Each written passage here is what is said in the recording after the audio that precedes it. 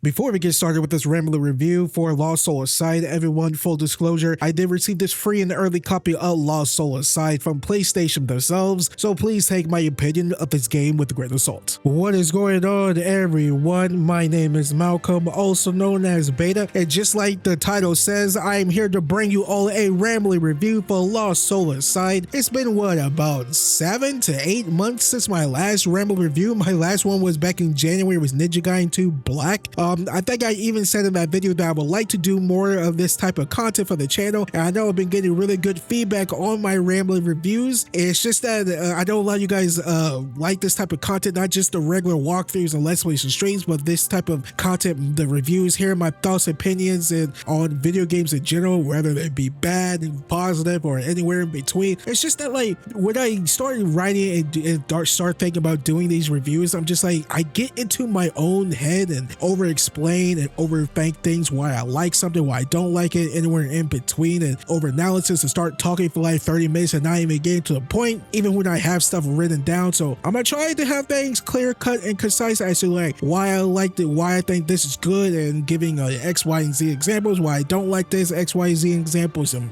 try to cut through the fat for myself, because oh boy, I'm trying to get better at this type of content. I'm trying.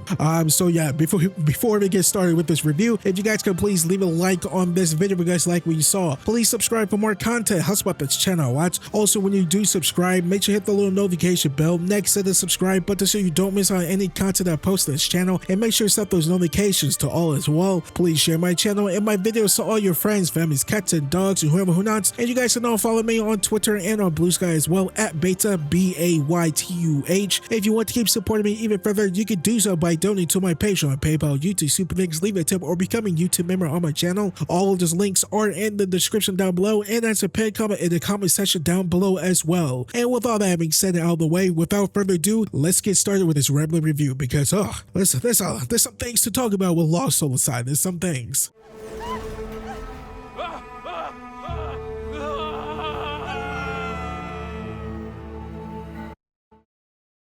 Wait, why was she screaming like that? She was the one who was dropping. Alrighty, let's talk about my overall thoughts before we get into the specifics, shall we? All in all, in my opinion, Lost Soul Aside is an overpriced, borderline good game, which means for me, that's between a 6 to 7 out of 10. That costs $60 for the level of mid shit that's in this game, where the first 2/3 of Lost Soul Aside, y'all, is very fucking boring, with its only redeeming qualities being the combat, the boss fights, and some cool looking regions. Okay, mainly just one, but it's one really cool looking region. It's the snow ice region, which I usually don't like those regions in video games, and this one is actually pretty cool looking, which you don't get to play that region until like the last like 3 fucking hours of the game, but still it's cool looking. But even then, I have some issues with those. Like, it's like a give and take, but it's more positive than negatives. But even then, I do got my issues. I'm not gonna lie though, for a game that started out with just a solo developer, then turned into a team of 40 or so people post 2020, I had to give them some praise for that, at least for releasing a decent product given the state of the games industry. But on the other side, given the state of the games industry, decent is not good enough, unfortunately. Okay, let's talk about what I liked, which isn't much. Starting with the gameplay. Gameplay is king when it comes to games like these, and thankfully enough, the gameplay and the combat system is great, even though it's very double A Final Fantasy 15 and Devil May Cry, but even then it works pretty damn well. For the weapons, you have 4 of them: sword, greatsword, pole blade, and scythe, each of them having their own unique playstyles and abilities. The sword is your all-arounder that specializes in multiple slashes like Shadowrun, aka Virgil's Judgment Cut. The greatsword, we all know what a greatsword usually does in video games. It's slow but deals the most damage out of your weaponry. It has the best AoE range. Pole blade is the fastest but deals lesser damage, but has a powerful range attack, and you can also build up elemental effects on enemies faster, like fire, ice, and lightning. And my personal favorite, the scythe, the homie, the home dog skillet, the home dog, the back pocket weapon, the best weapon in all video games. It's freaking so cool. It's the best one. It's my favorite. What does the scythe do? I mean, shit, it's kind of like the sword, if I'm being honest. It's the all-arounder. It has really good range, range. It does, well, not as much damage as the great sword, but pretty damn close. It's pretty quick, not as much as the pole blade, but it's, you know, it's really fast. It's really good for air combos. It has a good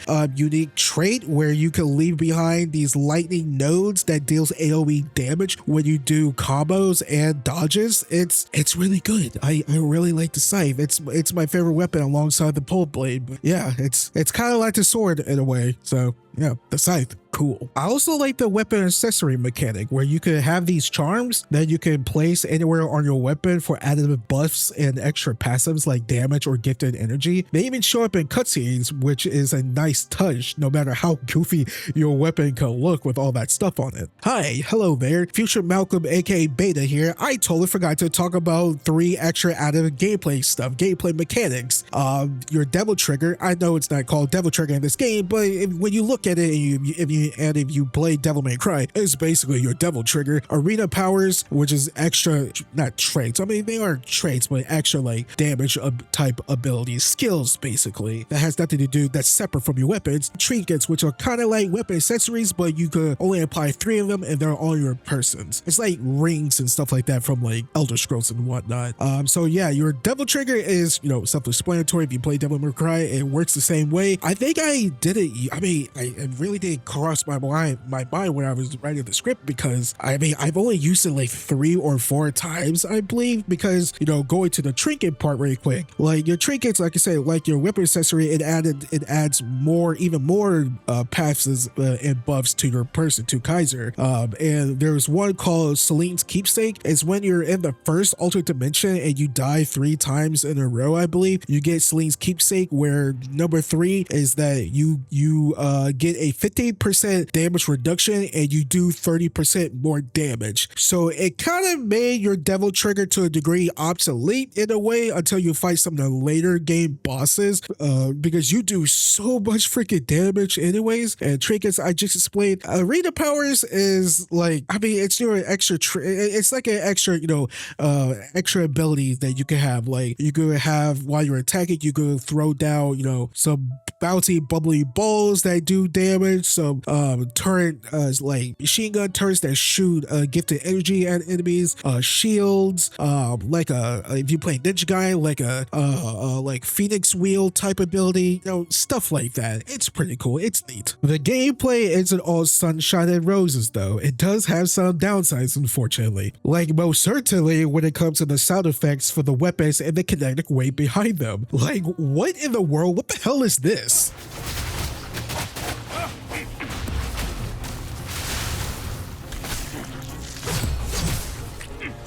Don't even think about it.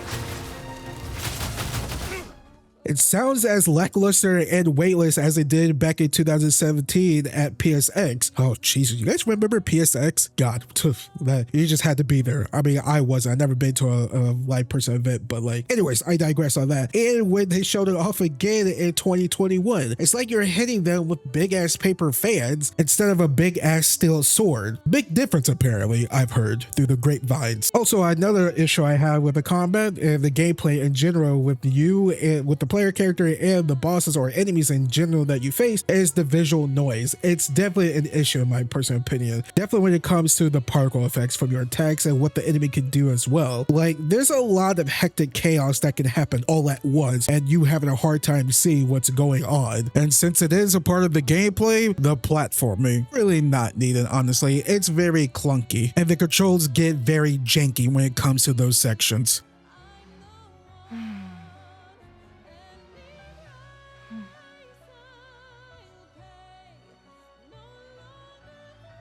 But there are also stars drawing closer to each other.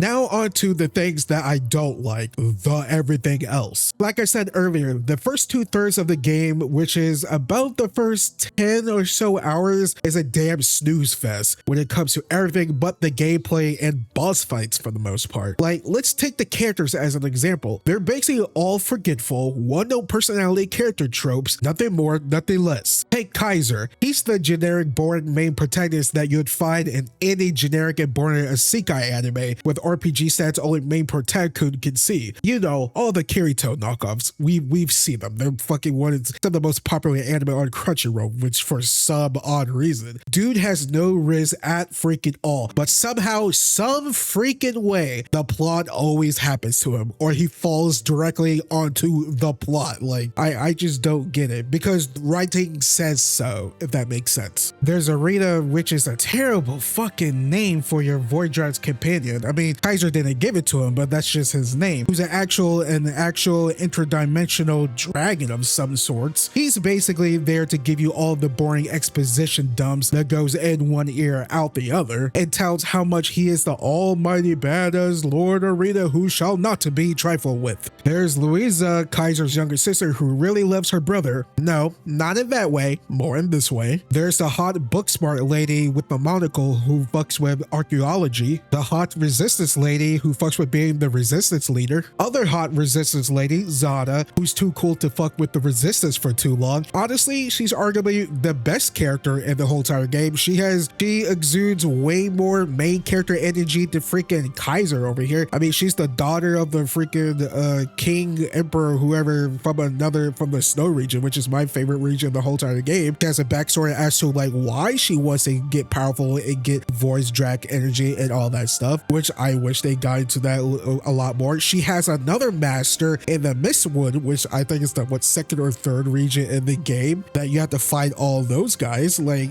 that's you know, pretty cool. Wish we saw more of her storyline and whatnot. Oh yeah, she's clearly the love interest for Kaiser as well. Just meh. Save point girl who's also a vendor. Dude who's basically you, but evil, but then turns good. Main evil empire bad guy who just wants power. Other main evil bad guy who throws black holes at you during his boss fight. Who's a Voidrax, humanoid Voidrax from another dimension. I don't know. It was a pretty cool boss fight though. It was pretty dope. All right, okay. I know I'm poking fun a bit, but truly, that's who these characters are. Their tropes legitimately define who they are as a person, which I personally don't like that at all. I mean, I don't like that in anime. I know I'm making a lot of comparisons to anime, but how the characters act and how they're written, like, I can't help but see the comparisons there. Sorry. All right, let me quickly touch upon the story. And I mean, if I'm going to be honest with you guys, I actually have nothing written down for the story plot or anything of the sorts, and because it's just such a boring nothing burger of a time. Like, it's crazy how it really doesn't get somewhat interesting in the last 4 or so hours. Like, in the beginning of the game, it's Kaiser and the Resistance plotting to disrupt the Emperor's parade because of reasons. Like, they don't really explain until like the halfway point of the game why, you know, the Empire is evil and whatnot. Like, sure, in the beginning you see a soldier freaking Spartan kick a child, but like, that's just one dude going bad and whatnot. Like, sure, we do see them doing some experiments, but it's like they're experimenting with like interdimensional like magical technology and something like that. They're not doing it with, you know, human experimentation. So it's like I really don't know what's, you know, going on here in terms of like why the Empire is bad. Then freaking the interdimensional, you know, Voidrax aliens come out fucking nowhere. Then the whole the one dude, the humanoid Voidrax, the golden dude with the long hair, it used to be Arena's friend. Now he turned evil. Now he's like, I want to take over and destroy the world because humans suck. I'm like, okay, that's like the whole plot. Oh yeah, everyone's souls gets taken by the Voidrax so he could, you know, the golden dude can destroy the world. Yeah, like it's just a nothing burger of a plot. That, you know, that's where a lot of comparisons I've seen when it comes to like Forspoken and Mortals of Avium come in. It's just a lot of stuff is happening all at once. Like, look, I know Lost Soul Aside is a character action hacking slash game. They are not known for having riveting or great storytelling or character or anything of the sorts, but what the good ones have over Lost Soul Aside when it comes to characters and stories is that those stories and characters are freaking entertaining as hell. From Devil May Cry to Ninja Gaiden 2 and Ninja Gaiden Black to Bayonetta, they're all very entertaining characters and stories. Lost Soul Aside does not have that, except for really great gameplay, I should say. The story and character is freaking boring. It's all generic and freaking boring. But like I said, the only redeeming quality about this game is its gameplay. I know I said gameplay is king when it comes to a video game like this. That is 1000% true. But just like I've always said with my argument with Metal Gear against Metal Gear Solid 5 Phantom Pain and Ninja Gaiden 3 Razor's Edge, the gameplay and the sandboxing of those games are 10 out of 10 masterpieces. Utterly fucking masterful. But what about the everything else? You know, what about the everything else? Sure, the gameplay is like 50, 60, 70%, but what about the everything else? When the everything else is fucking terrible, that's an issue in my personal opinion. Oh yeah, one more thing I just want to tack on, one more negative, might as well get all the negative out of the way before I close out this review for this game, is that I totally forgot I should have written this like I should have talked about this way earlier, but the mission structure, the mission design, I don't like it. It's very repetitive. You do the same shit over and over again. It boils down to this: go to a new region, fight your way through that region, you fight the main bosses of that region, you enter the interdimensional space of said region, you go through the interdimensional space, you solve some puzzles and do some platforming that sucks there and they're frustrating, you fight the main boss of that interdimensional space, you come back to the prologue area, you talk to some NPCs, and you rinse and repeat 4 to 5 times. I just don't like it. Oh, and this one is most certainly a nitpick, but this one's personal. What is with all of the freaking licensed music that's in this game? Like the amount of copyright claims I got for my walkthrough for Lost Soul Aside, Jesus, for every single video, crazy. Hey there, future Malcolm aka Beta here. Once more, I totally forgot to add in this extra thing about the boss fights and the regions near the gameplay part, but hey, I'll add them here. The boss fights in this game are really freaking fun and great to play against. The majority of them, I would say. Unfortunately though, a lot of them suffer from that visual noise overload that I was talking about earlier when it comes to their attacks or range attacks and whatnot. Definitely when you're facing like mini bosses and mobs, it can be a lot. Oh, and another thing I wanted to add, the character designs in this game, they're pretty freaking rad. All the models and their outfits, they're all pretty damn dope, including the bosses. I mean, the majority of them are really freaking great, but the normal NPCs unfortunately suffer from that soldier bee syndrome. The regions, like I said, the snow ice region, that Zana's homeland, the castle area, and the snow area outside of the gates of the castle, that's my favorite part. Like it's freaking amazing looking. It looks beautiful on base PS5 playing on performance mode. All the other regions, no, pretty mid. Same thing with the altered dimensions. Like sure, they got some, you know, pretty scenery, just really meh to play through. But in the end, does that really matter? I know it seems like I'm being contradictory and whatnot, but like I said earlier, Lost Soul Aside 100% succeeds what it sets out to do. Like it follows the rule of cool of like the gameplay is great. It looks fucking dope. Like the set pieces, the cutscenes, when the set pieces and the action happens, it's pretty fucking dope. Like it totally succeeds in that. It's just the everything else is a huge disappointment in my personal opinion. And to answer the question I've been seeing online, is Lost Soul Aside like a Forspoken 2.0 or Immortals of Avium 2.0? And to a degree, I think it is in many regards, definitely when it comes to how identical the stories, the characters, the world, the villains, even graphically to a degree, having that, you know, that glimmer, that shine and that sheen to it from like Unreal 5. I know Lost Soul Aside on Unreal 4, Forspoken was on wherever that Team Square Enix's proprietary engine's on. It still had that same kind of look and feel to it, but what Lost Soul Aside has over those two, it's the gameplay factor. The gameplay of this game is freaking great, legitimately. Like sure, it's double A Final Fantasy 15 cross Devil May Cry. Final Fantasy 15 better than Lost Soul Aside, same thing with Devil May Cry, but the gameplay is still competent. It's still really fun and engaging to play with. It's just everything else. Again, with Forspoken, like it still has, you know, engaging, you know, really cool traversal mechanic,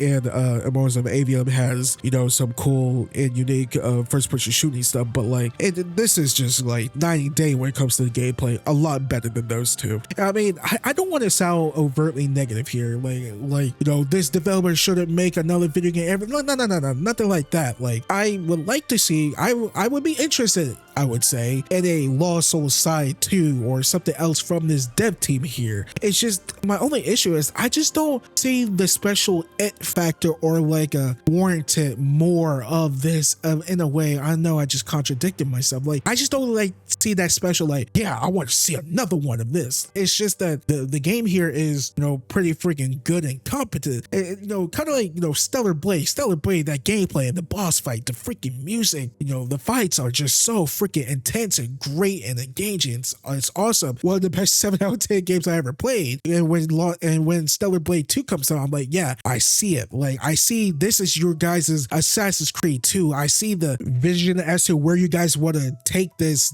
game next. Like, I see the greatness, the amazingness, maybe even the masterfulness. For Lost Souls, I don't know, not that much, unfortunately. But then again, for the opening act for the upcoming wave of character action hack and slash games that we're going to be getting in the next 4 to 5 months with Ninja Gaiden 4, Phantom Blade 0, Onimusha, Way of the Sword, and Ties of Annihilation, I would say this is a decent enough start. Not for $60 though. Jesus Christ, not for that much. Probably like 40. Well, that just about does it, everyone, for my Lost Souls side Ramble review. Thank you for watching this and thank you for joining me for this review. Let me know in the comment section down below how you feel about Lost Souls side or my review in general, whether it's positive, negative, somewhere in between, really great, really bad, any and all between. Let me know in that comment section as well. You can tweet at me as well at Baytuh BAYTUH and or Blue Sky me post at Baytuh BAYTUH over there. What I'm doing next on this channel is going to be a walkthrough. It's going to be Hell Is Us is next on the list. I expect part 1 of that walkthrough to go live probably a few hours after you guys listen to this, or maybe a few days after this. I might be able to get my hands on Chronos the New Dawn as well. Really looking forward to that game. Hopefully we can do a walkthrough of that, and if we have enough time before Borderlands 4 next Friday, continue with my Hollow Knight Silksong playthrough, because that game was pretty fun and really challenging. I'm not good at 2D Metrovanias, but I'm having a good time with that. So yeah, before I let you guys all go once more, thank you for watching this review. Like, subscribe, share. All those socials are in the description down below. Donation links as well if you want to support me even further in the comment section down below and in the description as well. And with all that being said, please thank you all for watching, and I love you all.